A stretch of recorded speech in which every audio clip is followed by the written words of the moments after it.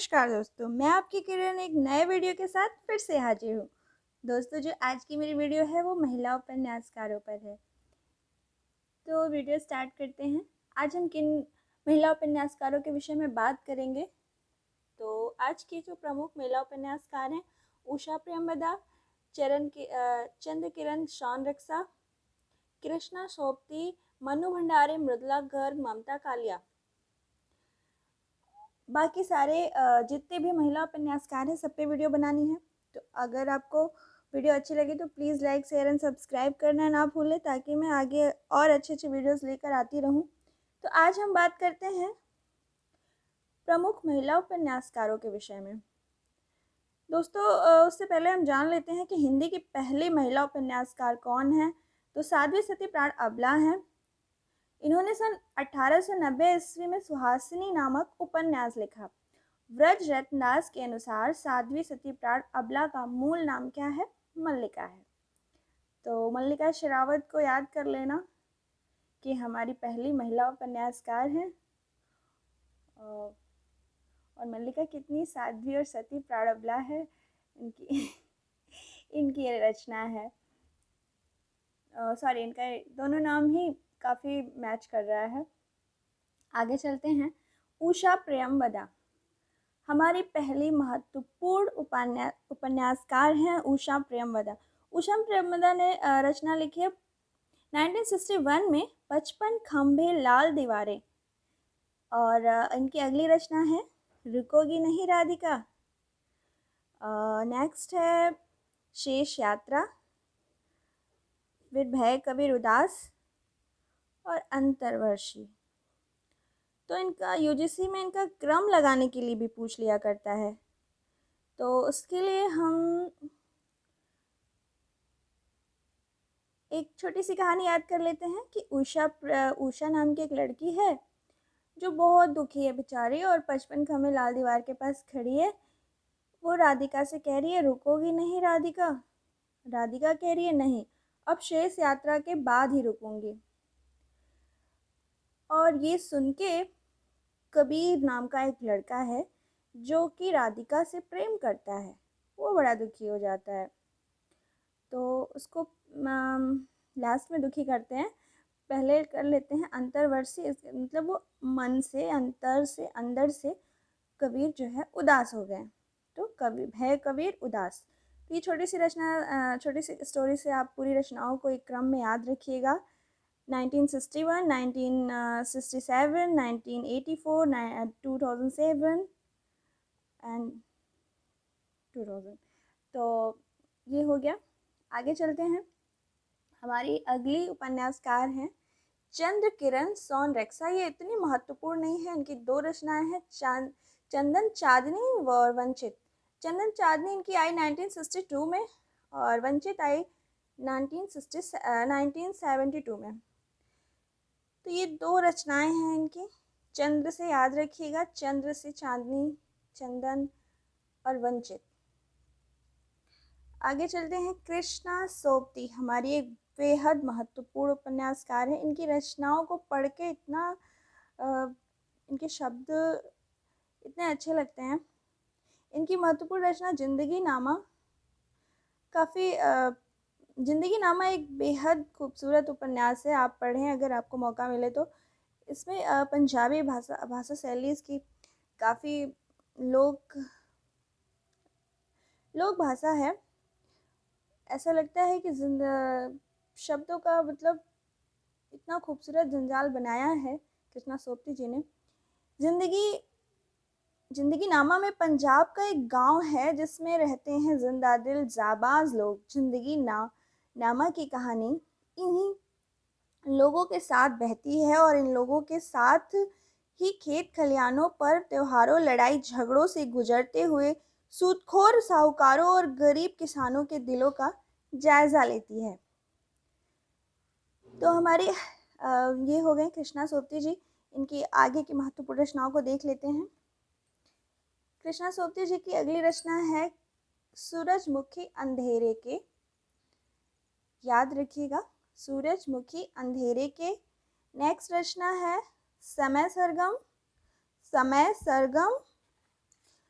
और दिलो दानिश।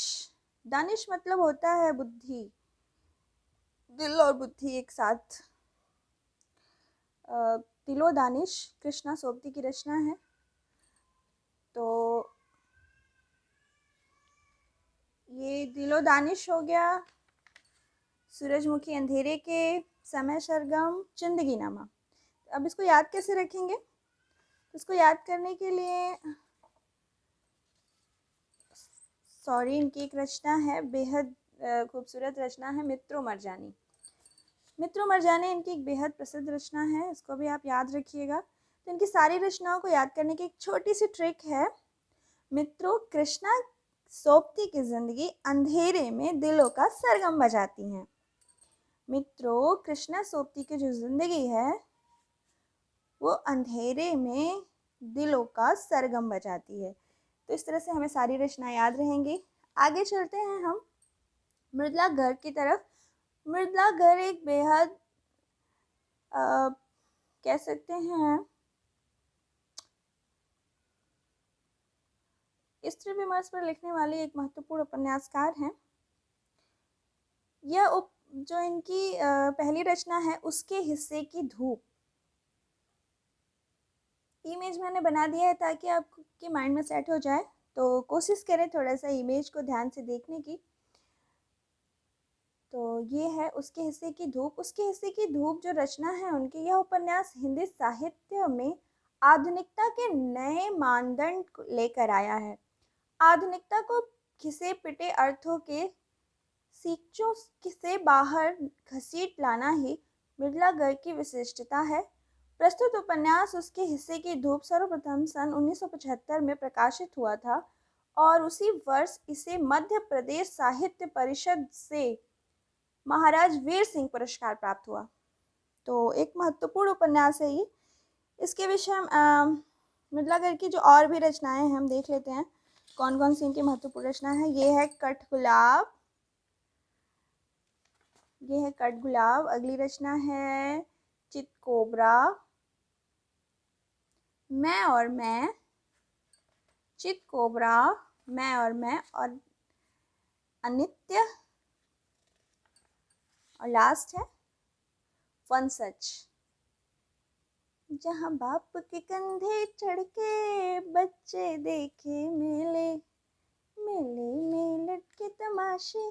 ये वंशज में देखिए एक पिता हैं जो बच्चे को कंधे पर बिठाए हैं। तो इनकी मृदुला गर्ग की एक महत्वपूर्ण रचना है वंशज, याद रखिएगा। तो इनकी सारी रचनाओं को याद करने की छोटी सी ट्रिक बना रखी है मैंने। आपको एक बार बस इस वीडियो को अच्छे से देख लो, आपको महिला उपन्यासकार एकदम अच्छे से तैयार हो जाएंगी। तो एक ट्रिक है, छोटी सी मैंने कविता बनाई है, बेहद खूबसूरत है। उसके हिस्से की धूप, उसके हिस्से की धूप, मृदुल कट गुलाब सी, उसके हिस्से की धूप, चितकोबरा के आग सी, उसके हिस्से की धूप, अनित्य वंशज के तलाश सी, उसके हिस्से की धूप, मैं और मैं के एहसास सी, उसके हिस्से की धूप, मृदुला गर्ग के जज्बात सी।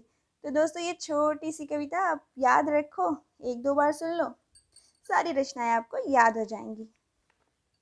आगे चलते हैं हम। हमारी अगली महत्वपूर्ण उपन्यासकार हैं ममता कालिया। ये देखिए, ममता कालिया एक बेहद चर्चित उपन्यासकार हैं। इनकी महत्वपूर्ण रचना है बेघर। ममता कालिया की रचना है बेघर। इनकी सारी रचनाएं मैंने देखी यहाँ लिख रखी है, साथी, लड़कियां, प्रेम कहानी, दुखम सुखम, नरक दर नरक, एक पत्नी के नोट्स, बेघर।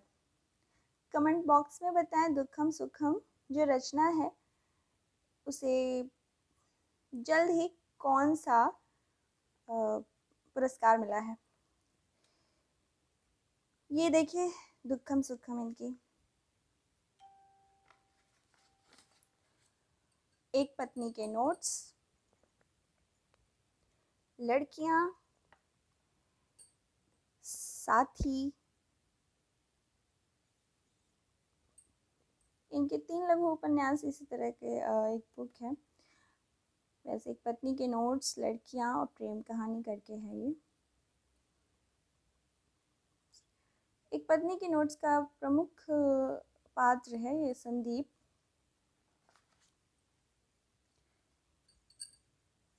नरक दर नरक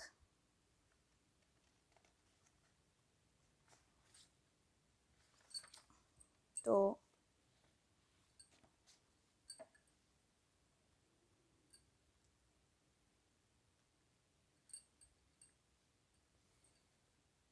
ममता कालिया को हम याद करने के लिए एक छोटी सी ट्रिक बना रखे हैं। ममता कालिया अपनी साथी लड़कियों की प्रेम कहानी सुनाती हैं, उनके दुखम सुखम की कहानी, उनके नरक दर नरक जीवन की कहानी से लेकर एक पत्नी के नोट्स लिखने व बेघर होने तक की कहानी को सुनाती हैं। तो एक छोटी सी ये ट्रिक है इन सारी रचनाओं को याद करने की। तो थैंक यू फ्रेंड्स। वीडियो काफ़ी लंबी हो गई, सॉरी, बट महत्वपूर्ण वीडियो है, आप अच्छे से देखिएगा। Thank you so much. अगर आपको थोड़ी भी मेरी मेहनत अच्छी लगी हो, आपको ये वीडियो अच्छा लगा हो, तो please like share and subscribe करना ना भूलें। Thank you so much.